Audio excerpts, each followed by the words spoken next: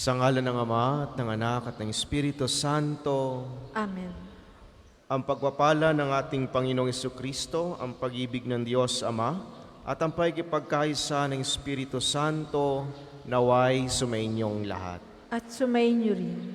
Magandang umaga po sa inyong lahat. Magandang umaga rin po, Father. Mga minamahal na mga kapatid, tayo lumalapit sa ating Panginoong Jesucristo, una tigit sa lahat upang magpasalamat at purihin Siya sa lahat ng biyayang patuloy niyang ipinagkakaloob sa atin, at gayon din upang itaas ang ating mga intensyon at mga kahilingan sa misang ito. Atin din pong isama ang mga intensyon ng mga taong sumusubaybay sa atin, sumusuporta sa pambansang dambana at sa parokya ni Santo Padre Pio, sa mga sumusubaybay po sa ating FB page at sa ating YouTube channel, gayon din po sa mga nakikinig sa 95.9 Radyo Totoo, Spirit FM, dito po sa ating Archdiocese ng Lipa. At upang tayo maging marapat gumanap sa banal na pagdiriwang na ito, aminin muna natin ang ating mga nagawang pagkukulang at pagkakasala laban sa Diyos at laban sa ating kapwa.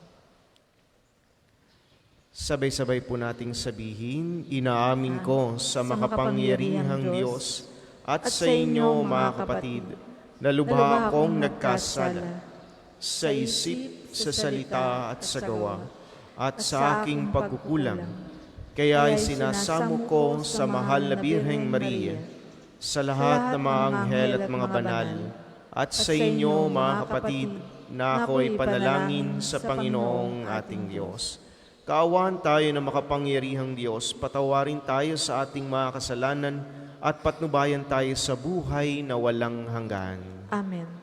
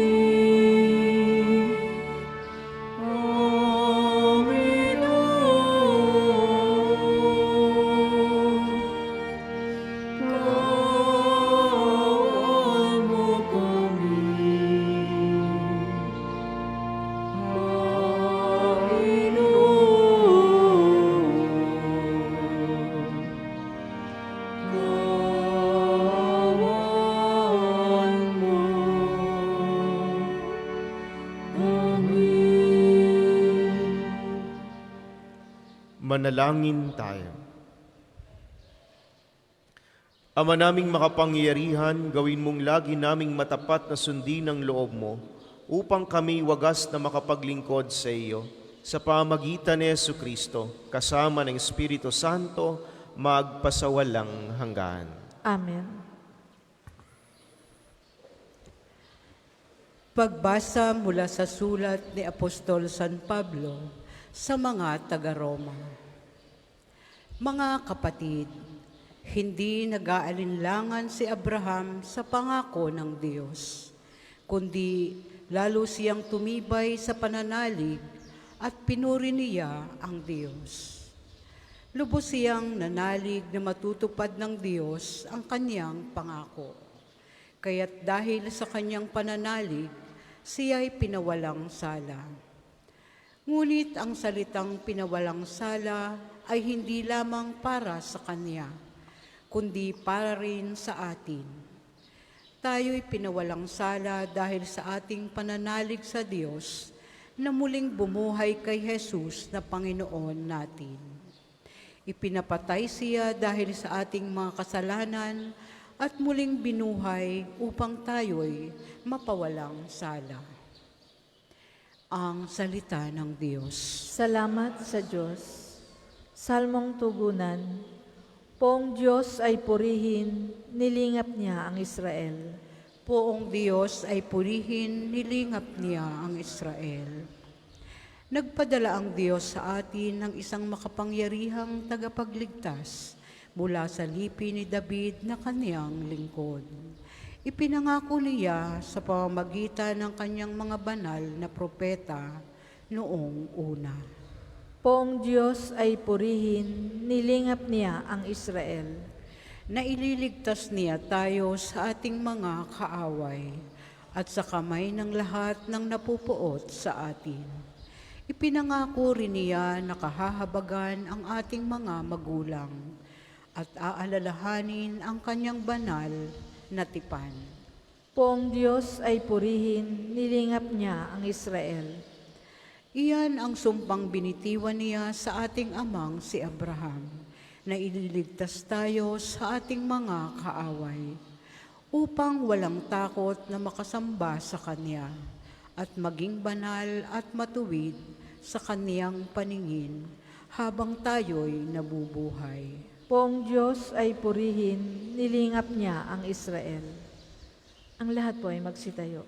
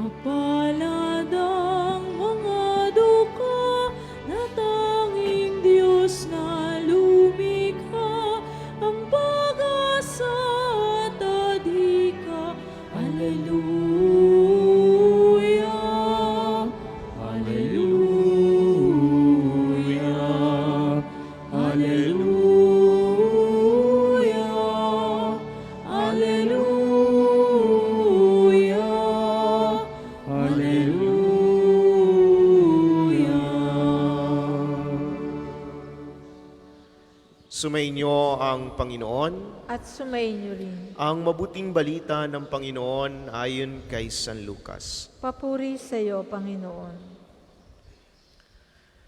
Noong panahong iyon, sinabi kay Jesus ng isa sa mga tao, Guro, iutos nga po ninyo sa kapatid ko na ibigay sa akin ang bahagi ko sa aming mana.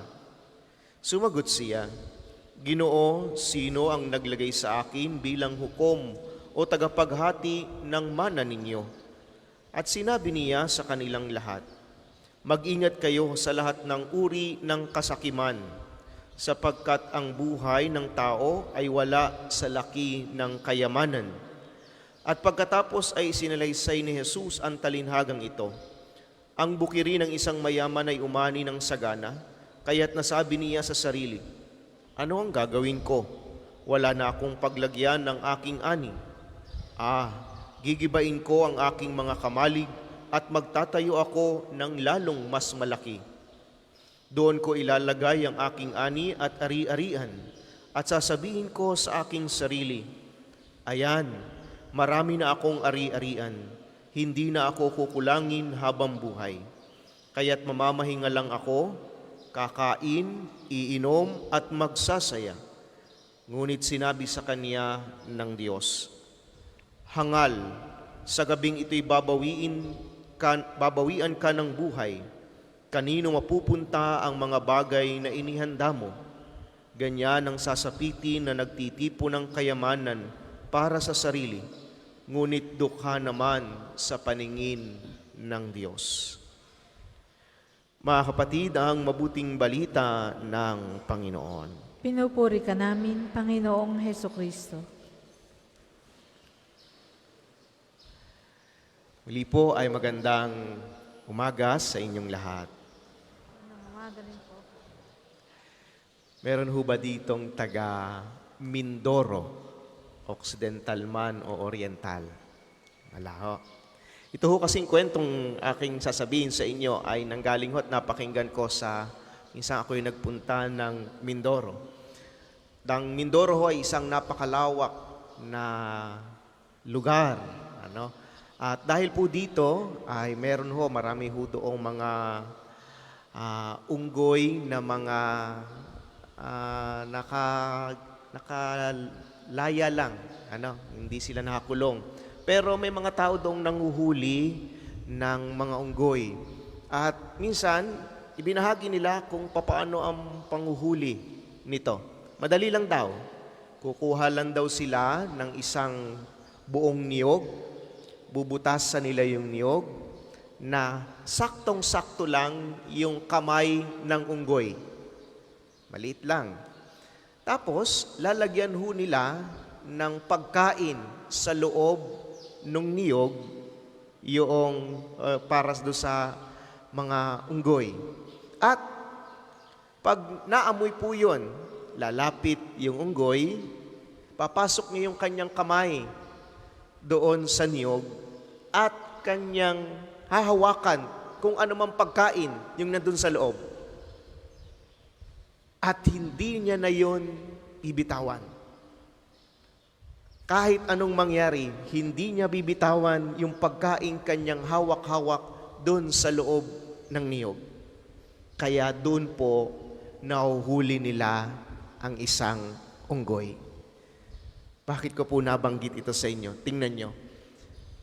Yung unggoy, kahit na ang kapalit nito ay ang pagkahuli sa kanya, dahil sa kagustuhan niya na hindi mabitawan yung pagkain na para sa kanya'y kanya na, kahit na ang kapalit nito ay ang kanyang pagkahuli at pagkakulong, baliwala sa kanya.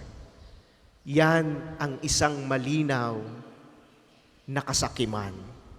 Isang halimbawa ng kasakiman, hindi lamang sa mga unggoy, pagminsan sa atin ding mga tao. Pag tayo'y may biyayang tinanggap, kapag tayo ay may mga bagay na ating nahawakan, ayaw na nating bitawan. Kahit na ito'y maging sanhi ng ating pagkakasala, kahit na ito'y maging sanhi ng pag-aaway-away at gulo laban sa ating kapwa. Mga minamahal na mga kapatid, sabi ni Jesus, no? Kaya mag-ingat kayo sa anumang uri ng kasakiman. Mga minamahal na mga kapatid, yan ang paalala sa atin. Sapagkat pag tayo'y naging sakim sa biyaya ng Diyos sa atin, hindi natin namamalayan, dami na pala nating kaaway. Hindi natin namamalayan, lumiliit na pala ang mundo natin. Hindi natin namamalayan, ang dami ng galit sa atin. Yan ho ay realidad ng buhay. Katotohanan ng buhay natin at pagminsay nararanasan natin. Pagminsan nga, maging sa pamilya, sa magkakapatid. No? Kaya nga, doon sa simula ng ating mabuting balita, no? Sabi nung isa doon sa crowd, Panginoon, sabihin nga ho ninyo sa aking kapatid na ibigay sa akin yung yaman o yung mana ng aming mga magulang. Ayan. Pag minsan, dyan nagkakaaway-away ang magkakapatid. Hindi nagpapansinan. No? Dahil doon sa kapatid, yung lupang ibinigay, nakalamang ng isang dipa. Sa kanya, mas maliit. Galit. Kasakiman. Ang minamahal na mga kapatid na pwedeng umalipin sa atin habang buhay. Pero kung makikita po natin, mga kapatid, na ang lahat ng ating tinatanggap ay biyaya ng Diyos. Kahit pa ho sabihin natin, pinaghirapan ko po yan, Father. Oo, pinaghirapan. Pero kung mas makikita natin yung malalim na dahilan, bakit nga ba napa sa iyo yan? Dahil pa rin sa biyaya ng Diyos. Mga minamahal na mga kapatid, sa pagpapatuloy ng ating banal na pagdiriwang, Sana po ating maipagdasal at maipanalangin. Panginoon, sana nga ho, hindi ako maging sakim sa iyong mga biyaya.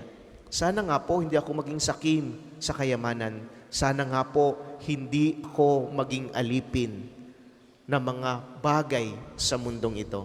Kung hindi, sana makatulad ako sa inyo. Kung saan ang ating Panginoong Jesucristo handang ibigay ang lahat, handang ibahagi ang lahat, maging ang kanyang sariling buhay.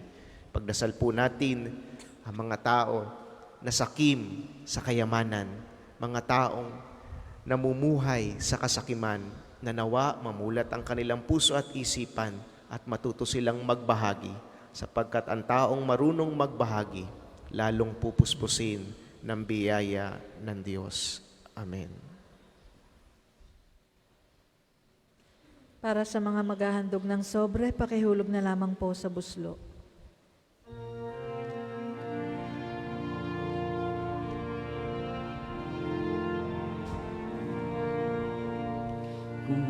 Ngunit natanggapin ang alay na ito, mga biyayang nagmula sa pagpapala mo. Tanda ng bawat puso, pagkat inibig mo. Ngayon'y nananalig, nagmamahal sa'yo. Ngayon'y nananalig, nagmamahal sa'yo.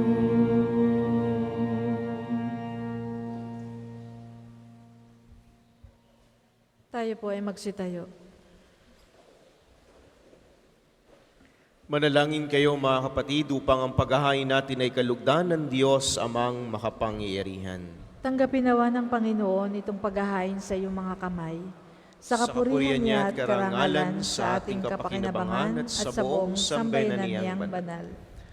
Ama naming lumikha, ipagkaloob mong ikaw ay aming kusang mapaglingkuran sa paghahain namin ng mga alay na iyong bigay, upang kami dalisay ng iyong pagmamahal sa paglilingkod namin ngayong ginaganap ang banal na pagdiriwang sa pamagitan ni Jesucristo, kasama ng Espiritu Santo, magpasawalang hanggan. Amen. Sumainyo ang Panginoon. At sumayin niyo rin. Itaas sa Diyos ang inyong puso at diwa. Itinaas na namin sa Panginoon. Pasalamatan natin ang Panginoong ating Diyos. Marapat na siya ay pasalamatan. Ama naming makapangyarihan, tunay ngang marapat na ikaw ay aming pasalamatan sa pamagitan ni Jesucristo na aming Panginoon.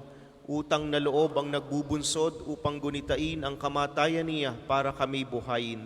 Pagtitiwala ang sani ng ligayang di malilimot sa pagkabuhay niyang sa aming kaloob. Pag-asa ang dahilan ng pagiging handa para sa pagbabalik niyang totoong dakila. Kaya kaisa ng mga anghel na nagsisiawit ng papuri sa iyo, nang walang humpay sa kalangitan, kami nagbubunyi sa iyong kadakilaan. Santo, Santo, Santo,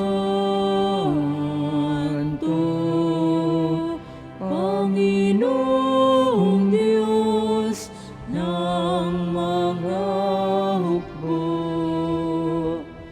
Napupuno ang langit at lupa ng kadakilan mo. Hosana sa kaitaasan, pinagpalang naparirito sa ngalan ng Panginoon. Hosana sa kaitaasan, Hosana sa kaitaasan. Kung hindi kayang lumuhod, manatili pong nakatayo ng may paggalang.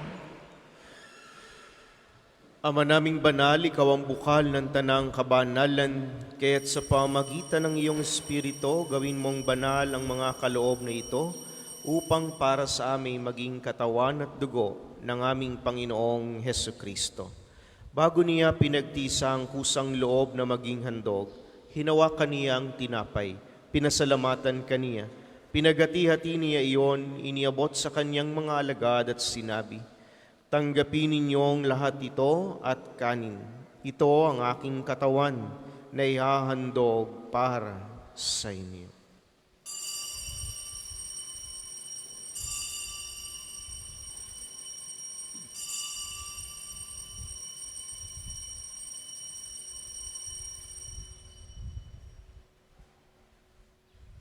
Gayun din naman noong matapos ang hapunan, hinawakan niyang kalis, muli kaniyang pinasalamatan.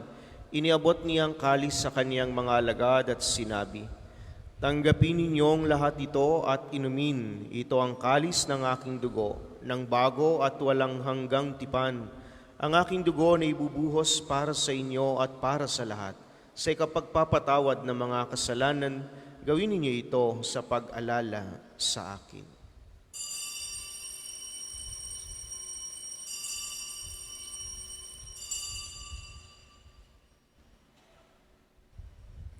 Ipagbunyi natin ang misteryo ng pananampalataya.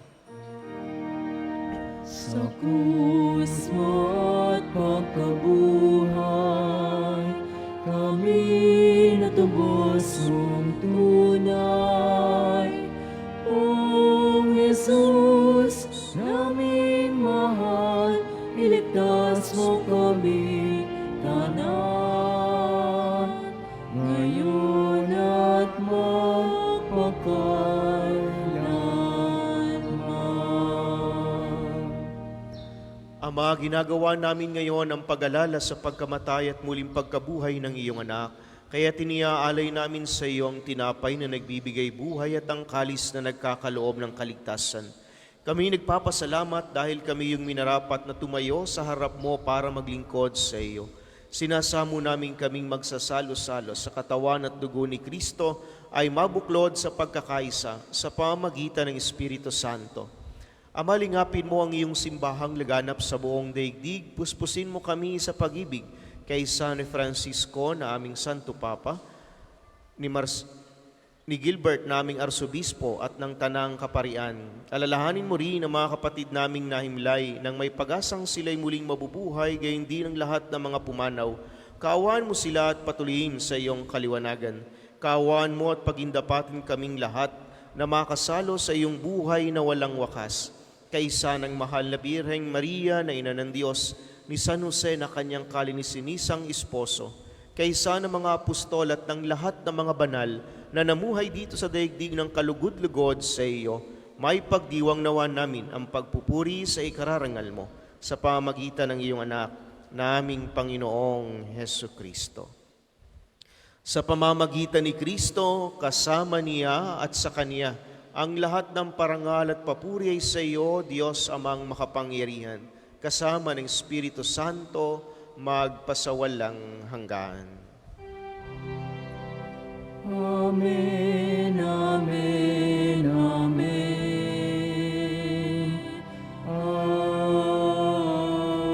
Amen. Amen, amen, amen.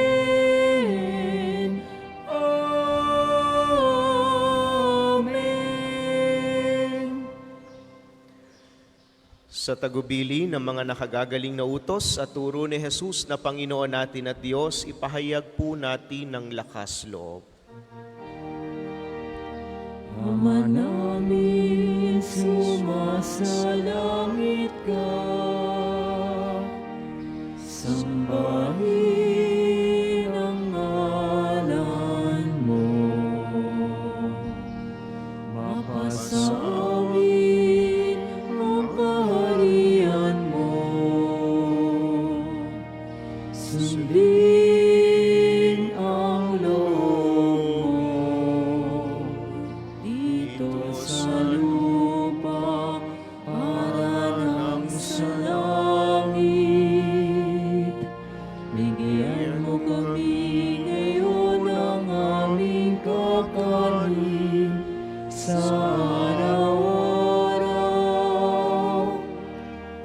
Patawarin mo kami sa aming mga sala, para na magpapatawad namin sa nakakasala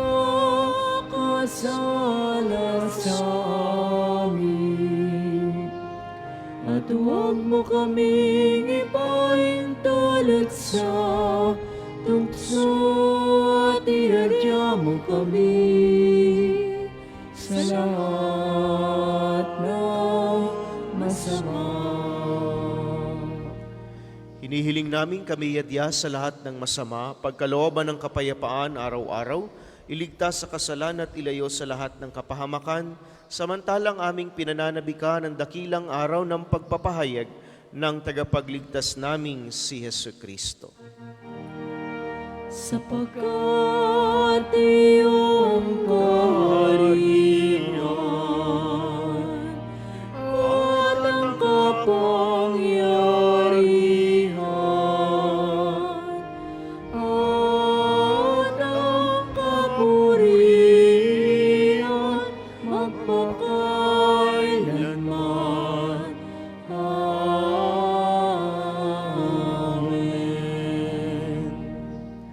Panginoong Jesucristo, sinabi mo sa iyong mga apostol, kapayapaan ang iniiwan ko sa inyo, ang aking kapayapaan ang ibinibigay ko sa inyo. Tungayan mo ang aming pananampalataya at huwag ang aming mga pagkakasala. Pagkalooban mo kaming ng kapayapaan at pagkakaisa ayon sa iyong kalooban, kasama ng Espiritu Santo, magpasawalang hanggan. Amen. Ang kapayapaan ng Panginoon ay laging sumainyo. At sumayin niyo rin. Magbigayan po kayo ng kapayapaan sa isa't isa.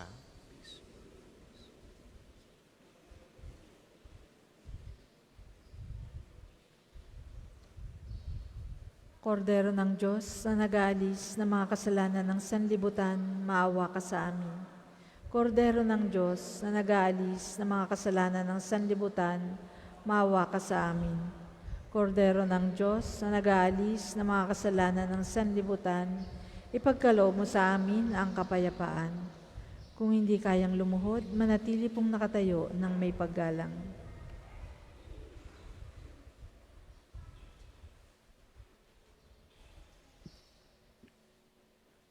Mga kapatid, ito ang kordero ng Diyos. Ito nag-aalis ng mga kasalanan ng sanlibutan. Mapalad ang mga inanyayahan sa kaniyang piging.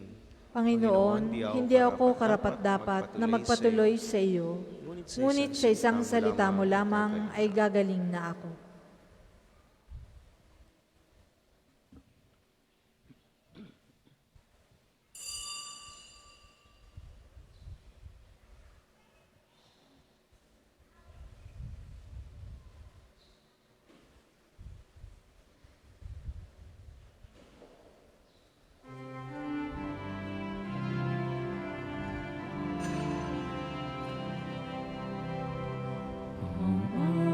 Atas ko sa inyo, mga kaibigan ko, ay magmahalan kayo tulad ng pagmamahal ko sa inyo. Higit pa kayang dakila sa pag-ibig na lang, ialay ang buhay alang-alang sa kaibigan. Kayo nga'y kaibigan ko, kung matutupad ninyo ang iniatas ko.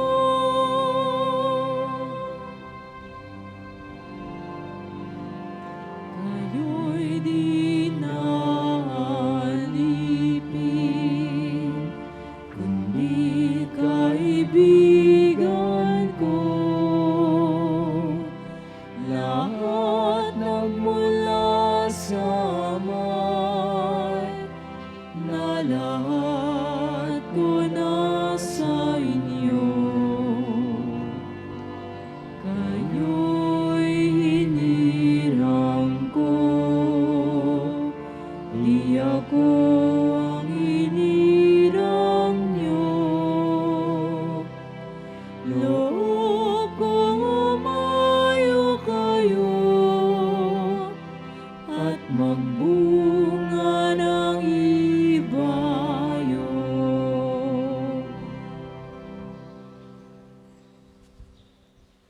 Ang isasagawa pong second collection ay ginagamit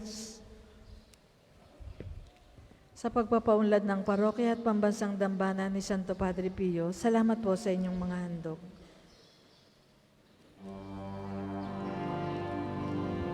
Kayo'y dinirang ko, di ako ang hinirang niyo. Loob kong umayo kayo at magbunga ng ibayo. Ito ang siyang utos ko, nabilit ko sa inyo. Magmahalan kayo, magmahalan kayo.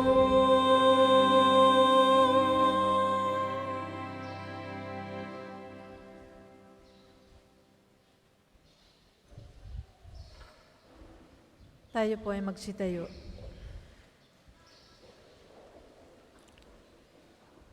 Manalangin tayo.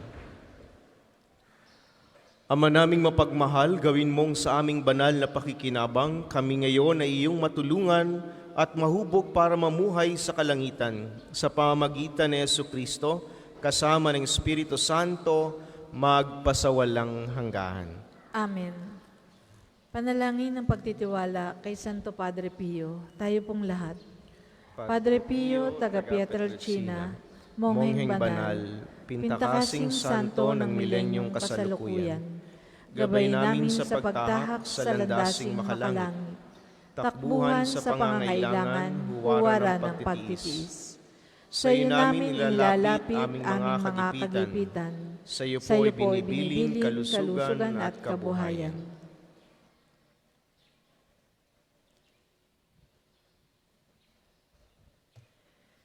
Di man karapat-dapat, kami po ay pagbigyan, bendisyonan at basbasan, maging ganap sa buhay. Lumayo nawa kami, umiwas sa kasalanan. Lumapit lagi sa Diyos, maging matatag at matibay. Sa mabuting balita ng pagliligtas, turuan mo kami nawa.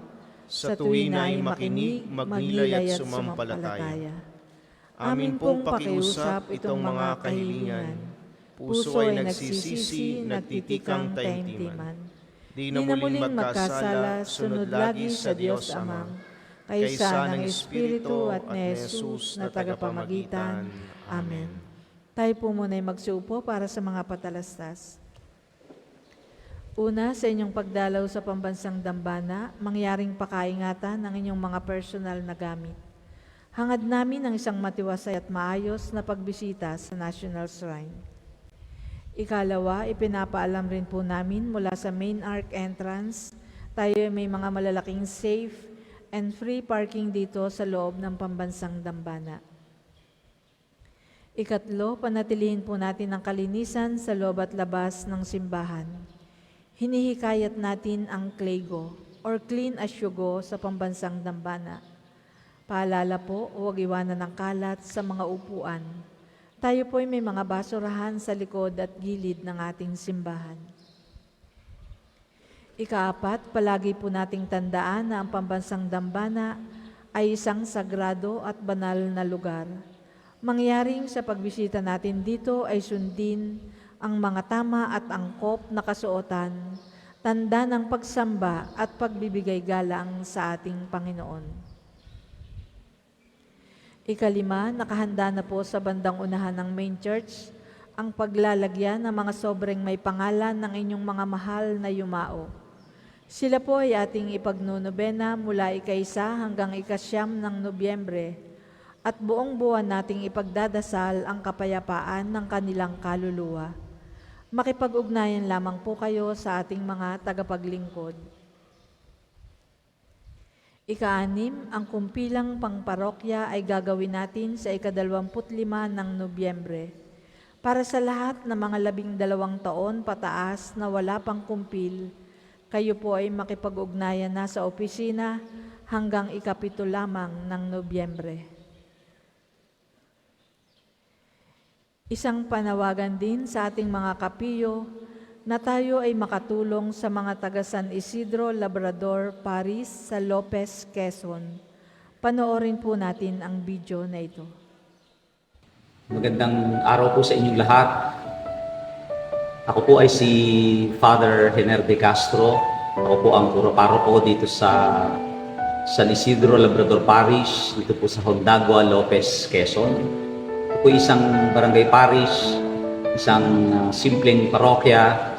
Kami po ay nangangarap na madagdagan po ang pasilidad ng aming simbahan sa pamamagitan po ng pagpapagawa ng aming sakristiya at ng aming social hall sapagkat wala po kami ditong lugar para kami ay makapag-meeting at maisagawa po ang mga seminar. Kami po ay dumudulog sa inyong kabutihang loob. Kami po ay inyong tutulungan sa sana po ay kami ay inyong tulungan sa ganitong pamamaraan. Magandang araw po muli sa inyo.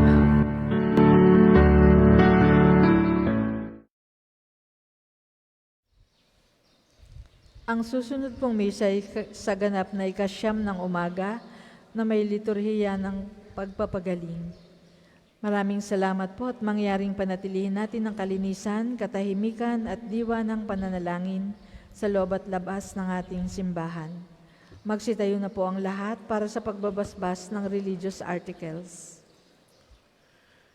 Mga kapatid, manalangin tayo sa Diyos amang makapangyarihan upang tayo maging kawangis ni Kristo sa taimtim na pagdalangin sa tulong ng mga larawan at mga dasalan.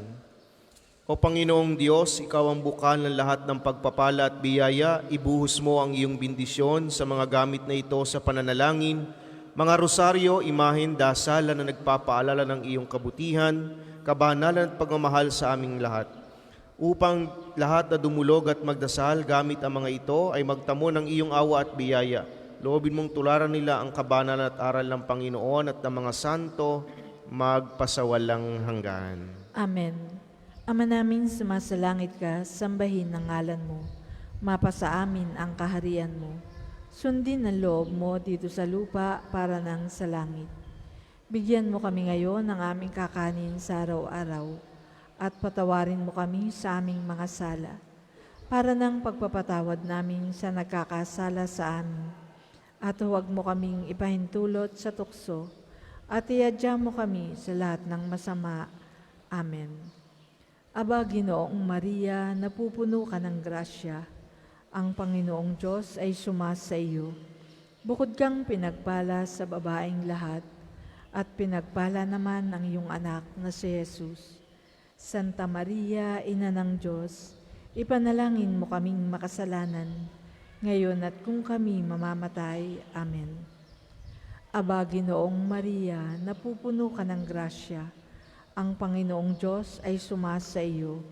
Bukod kang pinagpala sa babaeng lahat, at pinagpala naman ang iyong anak na si Jesus. Santa Maria, Ina ng Diyos, ipanalangin mo kaming makasalanan, ngayon at kung kami mamamatay. Amen. Luwalhati sa Ama at sa Anak at sa Espiritu Santo, kapara noong una, ngayon at magpasawalang hanggan. Amen.